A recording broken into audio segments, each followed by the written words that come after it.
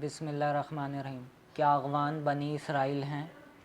یہاں تک تو بات ثبوت اور سند کی تھی، جس سے اس روایت کا بالکل بے اصل ہونا واضح ہو چکا ہے۔ اس سے ہٹ کر اب اس روایت کو درایت کی روشنی میں دیکھیں تو آپ کو کسی تردد کے بغیر اس کا خود ساختہ ہونا معلوم ہو جائے گا۔ روایت میں کئی چیزیں خود اس کا خانہ ساز ہونا واضح کر رہی ہیں، ذرا نمبر وار غور فرمائیے۔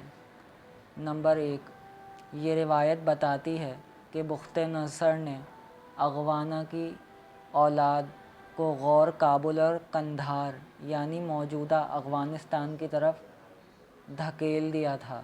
یہ بات تمام تواریخ کے خلاف ہے، کیونکہ بنی اسرائیل کی تاریخ سے متعلقہ روایات اس بارے میں واضح ہیں کہ بخت نصر کے ظلم کا شکار ہونے والے دو ہی قسم کے لوگ تھے۔ بہت سے قتل کر دیے گئے اور باقی ماندہ افراد، جن کی مقدار اکثر تواریخ میں 70,000 بیان کی گئی ہے، بابل لے جائے گئے۔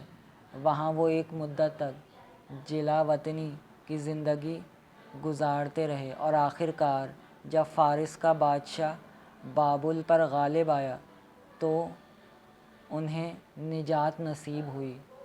اس موضوع سے متعلق تمام ذخیرہ روایت میں کہیں یہ ذکر نہیں کہ بخت نصر کے مظالم کا شکار ہونے والے کچھ اسرائیلی غور یا دیگر اغوان علاقوں کی طرف دھکیل دیے گئے ہوں۔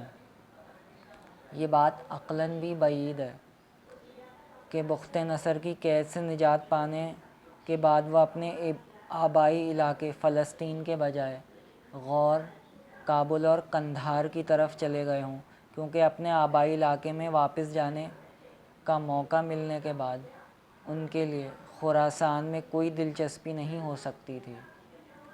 فلسطین بابل سے نسبتاً قریب بھی تھا اور سرسبز و شاداب و متمدن بھی۔ سب سے بڑھ کر ان کا وطن مألوف بھی تھا۔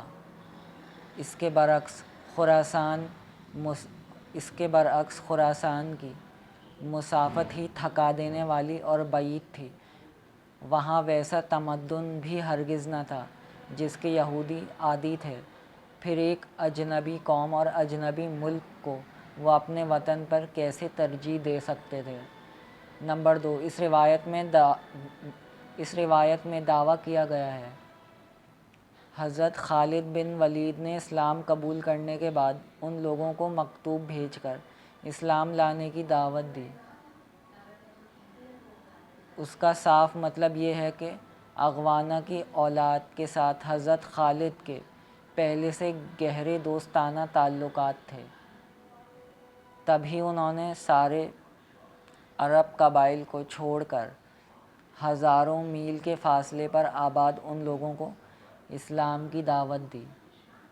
اور پھر ان کا خط اولاد اغوانہ کے ہاں اتنا قابل تعظیم اور مؤثر ثابت ہوا کہ وہ لوگ فوراً اسلام قبول کرنے پر آمادہ ہو گئے اور ان کا ایک وفد مدینہ حاضر ہو گیا۔ مگر سیرت نبویہ، سیرت صحابہ اور تاریخ کی کسی کتاب سے اشارہ تک نہیں ملتا کہ حضرت خالد یا قریش کے رؤساء کا اس دور میں خراسان کے لوگوں سے ایسا کوئی دوستانہ تعلق ہو۔ اہل عرب کے تجارتی تعلقات بھی زیادہ سے زیادہ عراق، عجم، فارس یعنی جنوبی ہند کے ساحل تک محدود تھے۔ ایسے میں ایک اکیلے حضرت خالد رضی اللہ عنہ کے تعلقات ہزاروں میل دور آباد ایک گمنام قوم سے کیسے استوار ہو گئے؟ نمبر 3، یہ بات بھی قابل غور ہے کہ حضرت خالد نے راجہ قول کے مطابق صفر 8 ہجری میں اسلام قبول کیا۔ اگر انہوں نے اسلام لاتے ہی خط لکھ دیا ہو، تب بھی اس دور میں مدینہ سے غور، کابل یا قندھار بھیجے جانے والے کسی خط کے جواب میں چلنے والا قافلہ 1-1.5 سال سے پہلے نہیں آ سکتا تھا، کیونکہ وہ اونٹ، گھوڑے اور خچروں کا دور تھا۔ پس حضرت خالد کا خط پڑھ کر کوئی خراسانی وفد فوراً ہی عرب کی طرف روانہ ہو جاتا، تب بھی وہ 9 ہجری سے پہلے نہیں پہنچ سکتا تھا۔ یہ وہ دور تھا جب اسلام قبول کرنے کے لیے وفود کی آمد ہونے لگی تھی۔ اس سال کو عام الوفود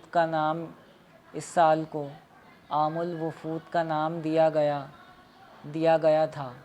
ادھر دربار رسالت میں پل پل کے حالات کو یاد کرنے والے صحابہ کی ایک بڑی جماعت موجود تھی۔ آپ صلی اللہ علیہ وسلم کی ایک ایک بات محفوظ کی جا رہی تھی۔ خاص طور پر اسلام قبول کرنے کے لیے آنے والے وفود کے حالات تو بڑے اہتمام کے ساتھ ذخیرہ حدیث اور سیرت کا حصہ بنایا گیا۔ یہ ممکن نہ تھا کہ اتنا اہم وفد اتنے زیادہ فاصلے سے حاضر ہوتا اور 2-4 صحابہ بھی اس کا ذکر نہ کرتے، لیکن آپ کتب سیرت میں 9 اور 10 ہجری کے تمام حالات اور خالد بن ولید رضی اللہ عنہ کے مہمات کی تفاصیل بھی کھنگال ڈالیے، آپ کو کہیں اولاد اغوانیہ یا قیس کا ذکر نہیں ملے گا۔ بس آج کے لیے اتنا ہی۔